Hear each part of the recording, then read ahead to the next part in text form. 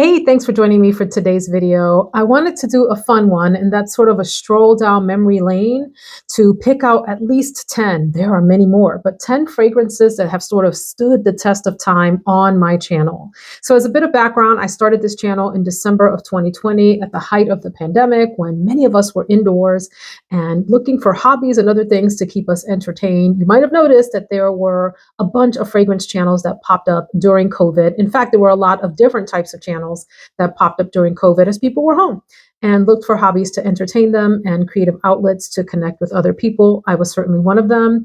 It has been 3.5 years since I started this channel. A lot of fragrances have made their way in and out of my house. That is the nature of having a fragrance channel, a product-based channel, where you're showing people product, talking about what you think about it.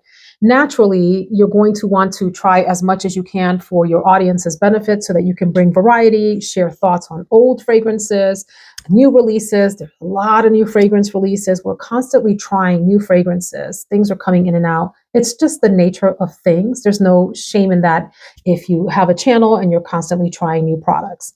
Let me take a quick pause to say, if you are a content creator, I know there's been sort of a recent round of shaming of consumerism and promoting, this, that, and the other, and getting people to spend money. We're all adults. At least I am one. And I think you're an adult too if you're watching this channel. And we're all responsible for our own purchasing decisions, our own budgets. And it strikes me as absolutely nonsensical that anyone would expect that a content creator who has a product-based channel wouldn't talk about a lot of products or want to try a lot of products in the spirit of sharing reviews. So I'm going to leave that alone and not take that any further. I will say that tastes change. My guess is if you have been a fragrance lover for a long time, there's sort of a core group of fragrances that have stood the test of time for you, maybe from your early adulthood when you started to really wear fragrances and all of that. And I bet you've also gone through some phases where there have been certain types of fragrances that you were into at certain points in your life. For example, for myself, in my 20s into my 30s, I was highly obsessed with citrusy types of fragrances. From my 30s to maybe my early 40s, I was obsessed with florals. Then I got into deeper, darker, more sensual, woody, maybe even some masculine leaning fragrances. I mean, it's been sort of all over the place. That's totally natural. And it's awesome that we have ways of passing fragrances along to friends or family, selling them to others that are interested in trying them, rehoming them in other ways. There's so many out there to try, is all I have to say about that. So the criteria for me for thinking about what goes into this video is that they are fragrances that I have to have purchased either at the start or shortly thereafter of my channel, like 6 to 8 months into starting my channel. I've had fragrances all my life. I've had usually like a tray or so of about 30 that have always been on my shelf at some point or another. Not those, not the ones that I've been wearing like for forever. These are ones that I purchased for trying on this channel. I heard other reviewers talking about them. I thought, I think I would like that. Something along those lines, and they have stood the test of time as other fragrances have come into the house because I'm constantly purchasing new fragrances. Some are sent to me in PR now as the channel continues to grow, and there's just not room for all of them. So things have to make their way out. The point that I'm making is these are fragrances that I think are fantastic enough that they've not been voted off the island. They have withstood the challenge of fragrance survivor in this house. They were last men standing with their torches. And I'm not saying that I'm going to keep these fragrances forever. I'm saying I still really like these a lot right now as I'm filming this video. I'm not going to do sort of a full review and note breakdown because that's not really what the video is about, but I do think that these are worth lifting up. The fragrance that sparked the idea for this video, I have 10, so this is actually an 11th one. Sorry, I'm breaking the rules here. I talked about this in the last monthly awards, and this is Prada Laam, a fragrance that when I first tried it, when I first purchased it, remember, when I started my channel, I was into like the very sort of heavy fragrances, almost Angel Share, for example, was one, some oudi fragrances that I was into, very sort of heavy, exotic smelling, thicker winter types of fragrances. So this felt a little bit off in the lineup that I was into at that time, but I'm glad that it stuck around. I liked it, and it has turned into a love over the years. This one is probably one of the most classically floral, soapy fragrances. It's clean smelling, it's light and it's bright, but it has this like creamy, almost butteriness from these soft white florals, buttery florals. Is that a thing? It is here. And I really enjoy the luxurious nature of how this smells. It smells clean, fresh, and luxurious. Like you bathe in some fantastic products at a really high-end hotel. Beautiful, nicely projecting, not the longest lasting. This is a sort of 4 to 6 hour deal for me. One that I would wear when I wanted to feel mature or project an image of maturity to go along with whatever the event was. And you can dress this up or down. It can be sort of a white t-shirt fragrance, which is, I have it on my white t-shirt shelf, but it's one I wouldn't hesitate to wear to what I call Sunday affairs, church, brunches, family gatherings, those types of things. This screams like a baby shower scent to me, where I want it to smell womanly, feminine, elegant, but not be the center of attention. Really quite lovely. Prada La Femme. This next one, y'all, this was like all the rage when I started my channel, or maybe the year before, because I was watching fragrance videos the year of 2019 into 2020 is kind of when I got in the mindset of like, let me go check out fragrance channels. And then, you know, the rabbit hole sort of started there. This is Girl of Na from Elie Saab. I did end up buying the Shine flanker that has the pineapple note that is gorgeous as well. I didn't buy any of the other flankers, although I did buy lots of other Elie Saab fragrances, some that are still in my collection and others that I have since passed along, you know, had my time with, decided to sell off or share with friends. This is such a lovely, warm, cozy, enveloping, cocooning, nutty fragrance. Pistachio. Pistachio. I guess you could say pistachio. Pistachio and almond are the two key. Do you say almond? Almond? Almond.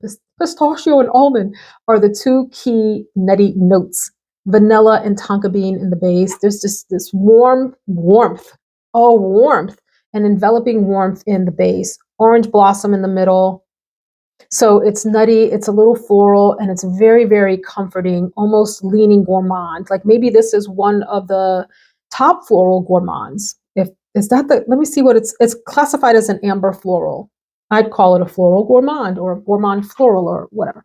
Anyway, this is so lovely. I really enjoy this. It never fails when I put this on that I feel comforted. I feel warm. I feel like I'm wrapped up in just like the warmest, coziest blanket ever. And it has some feminine touches to it. So this is lovely, lovely. The Shine flanker is fantastic too, and I still have that. This next one is one that admittedly I don't reach for often. I look at it a lot and I'm like, you're beautiful, but I don't want to wear you today, but I can't let you go. This is lovely. I may wear it more as we get deeper into spring. It's like a hidden gem in a lot of ways that some people do have this and talk about it, but not a lot. And it never really had a big popular moment on YouTube, perhaps like the other two that I just mentioned did. This is from Cartier and this is Baiser Vole. Baiser Vole. This is a straight up, I call this like a hothouse fragrance, hothouse like greenhouse. Does hothouse mean greenhouse, or did I just confuse those two things? It opens like a cigarette lighter, and I think this is some kind of real metal on top because it does tarnish. I have to like wipe it down and get it back in shape. But this feels very much like a fresh garden smell to me. Yeah, it's green, it's lily. That's it. It's green and it's lily. It smells like fresh roses, like fresh dew, not roses, excuse me, fresh flowers. It smells like fresh dew on flowers. When you go out into a garden or a green area in the morning and it's releasing the vapors from the night, like coming out of the earth as the sun warms up the earth. It has a tiny bit of earthiness, but it's more like a green earthiness than like a dirt earthiness. And it smells like fresh flowers. Fresh green flowers. And I'm talking about like newly sprouted flowers. They're not in any kind of decaying mode. They haven't reached their full mature potential yet. They're really sort of green buds of flowers that have just kind of like the leaves have started to unfurl. So there's different kinds of lilies in this fragrance. Dewy greenness. Really, really lovely fragrance. Light wearing, delicate. One that I would wear if I wanted to feel fresh and grounded. Fresh and grounded, especially in high heat. This is a beautiful high heat fragrance that keeps its composure, but stays soft and delicate. So this one, sometimes I think, should I let you go? Because I'm not wearing you as you deserve to be worn. But then I sniff it and I'm like, this is pretty. This is pretty and unique. I don't have any other fragrance like this in my collection. I have had other Cartier fragrances that have come in and made their way out. They are all gorgeous. Actually, that's not true. There's some that I have sampled. I didn't buy them, but I sampled them and they were just a little much for me. This will be hanging around at least a while longer in my collection. Then I have a special place in my heart for this fragrance. I can see myself using it up. I doubt that I would let this go anytime soon. This is Bottega Veneta Not. Oh, Absolute. Oh, Absolute. So there's a not version. I think I sampled that, but I don't remember if I did sample it and what it smells like. I think I tried it at some point. But this one stood out to me because it has like this resinous, almost honey note. In fact, I think it is a honey note that's in the fragrance without me looking it up. The way that I describe this fragrance is like smelling like Neutrogena rainwater. Rain bath, rainwater. I'm making up names of things. Rain bath, the original one. I usually get it from Costco these days and I get the big tub of it. It's like, it's not a tub, but it's like a big, huge container of it. And I love the fresh, soapy, honeyed smell of that. And I think there's some aromatic notes, like some lavender woven in, or maybe another aromatic note. And it's just so spa-like, so transportative for me. When I bathe with that, I feel like I don't know, just like in an outdoor shower in a tropical location, getting fresh and clean, but sweet smelling too. This smells a lot like that, but even stronger and more in like that honey resinous direction. It smells how the bottle looks. It smells like this beautiful ambery base, but soapy on top. Really beautiful, clean soaps. This is a delight to wear. The bottle is so lovely. I appreciate glass bottles like this that have a thick base with these sort of curved top on it, and the knot. How this is beautiful. I believe this has been discontinued for a while. If you can find it and you like a sweet soapy smell, this is a hard one to beat. This is dang good, y'all. Really, really good. Oh my God, this next one, it does something special to me deep down inside. Touches all the inside corners of my heart or something. Laura Mercier Ambre Vanille. These are now in different bottles. I haven't tried the new bottle. If you have, let me know if the formula is the same as this, because this is magnificence in a bottle. There's something so ice creamy about this to me, like a coconut ice cream. I've described this as smelling like perfume plus, if you grew up in a city, I grew up in the Bronx in New York, and we had the little coquito man that would come along, and he had a little cart with these metal barrels in the cart, and it was like a coconut. What the heck is the name of it in English? What do you call it? The little coquitos. Almost like an icy. That's not really the word I'm looking for. Like a gelato mixed with icy. That kind of consistency. So delicious, so refreshing. I don't know that there's coconut in this fragrance, but it gives me the creamiest, sweetest coconut plus florals, like a sweet, fruity floral even. Like imagine a fruity floral fragrance mixed with creamy coconut and vanilla and something, and I don't know what. But it's just such a divine smell. Not the longest lasting, a few hours, and then it fades. Let me tell you something. If this fragrance lasted a while, and I'm talking about, can I just get a work day? Like, can I get a full 8 hours out of this? It would be in my top 10 for life. The smell of this fragrance is to die for. Like anytime I go through my fragrances, thinking about who's going to get decluttered today so I could make room for some more. And I pick this one up, sniffing this one time is like, nah, you're gonna put me back down. You're gonna respect me, because it smells so amazing. I really, really love this fragrance. Yeah, I can't get enough of it. It's just like, it's divinity in a bottle. I'm speechless. It leaves me speechless about how good it is. Dang, that's good. Dang. Then the bottle here has kept me from decluttering this because it is such a pretty bottle to look at. But then I wear the fragrance and it's also lovely. And it reminds me, don't sleep on me, Veronica. You know you love me. This is Rose Extase from Nina Ricci. This is an eau de toilette concentration. It is softer and not the longest lasting, but it's very pretty. A lot of folks have compared this to Delina, the original. In fact, that's a Delina candle back there. I love Delina in candle form. It smells beautiful in the air.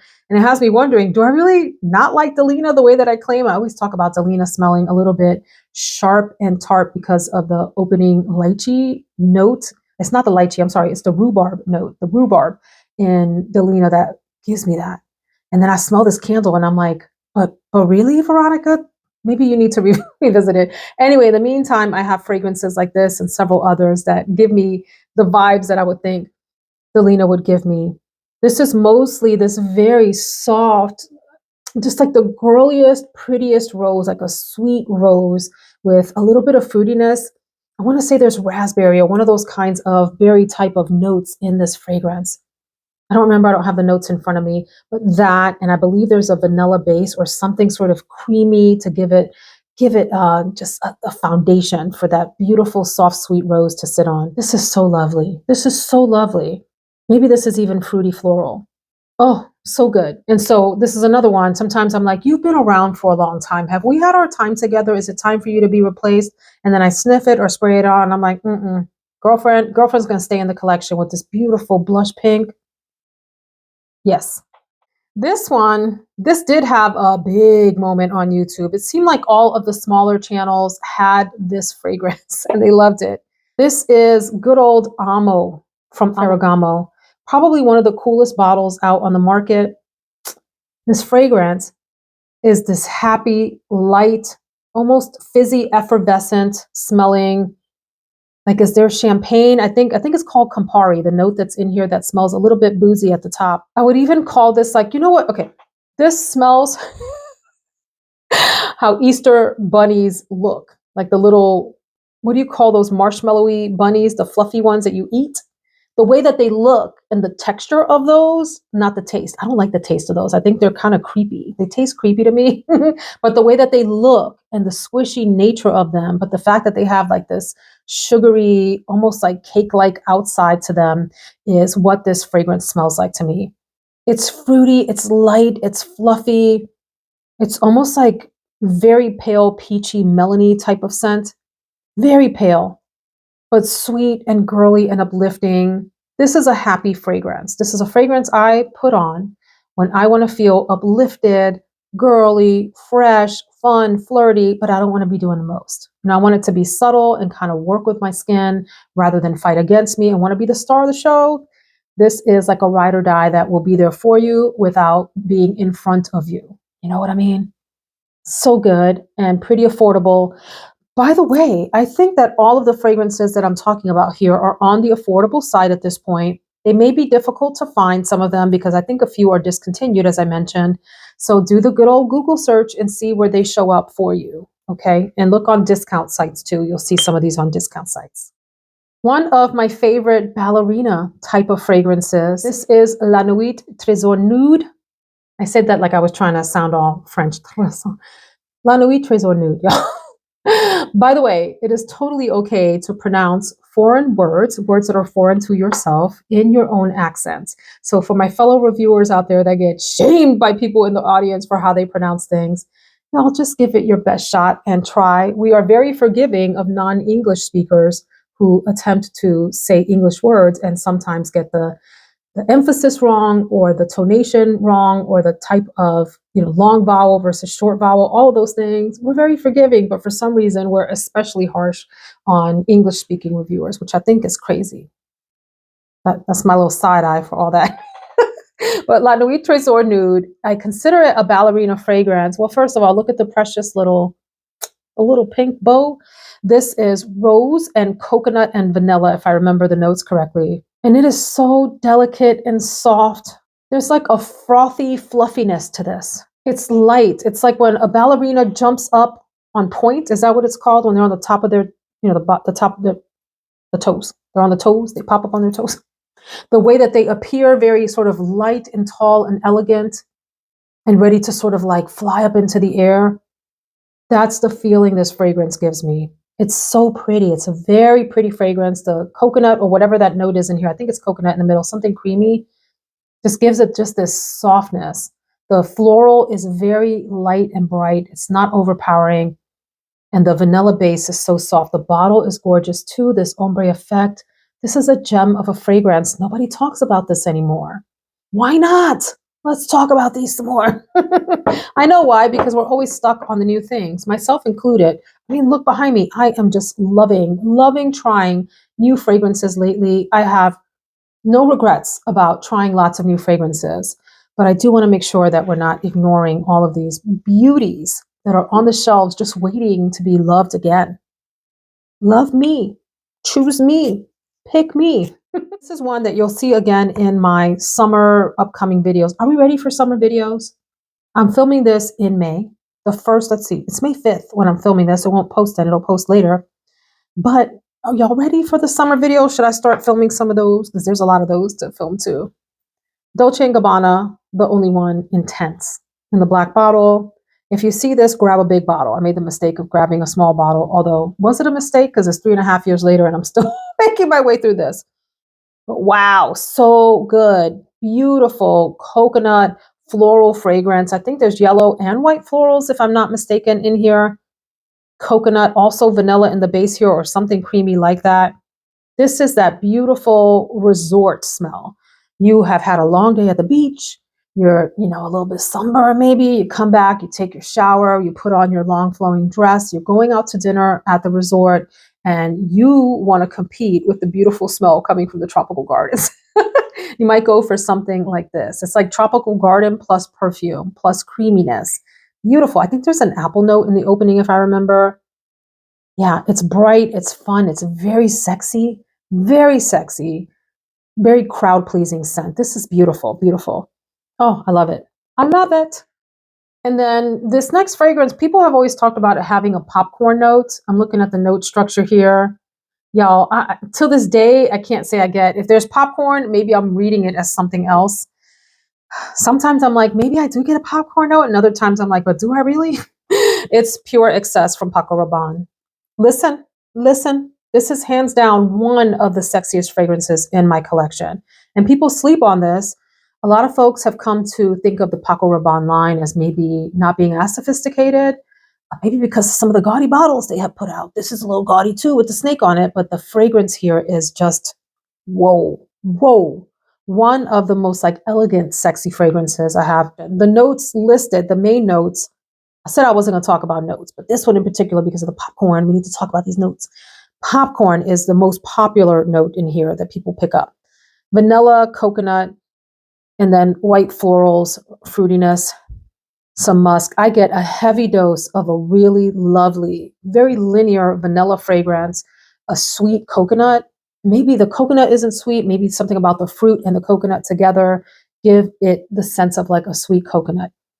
Like this, okay. Amigos, amigas.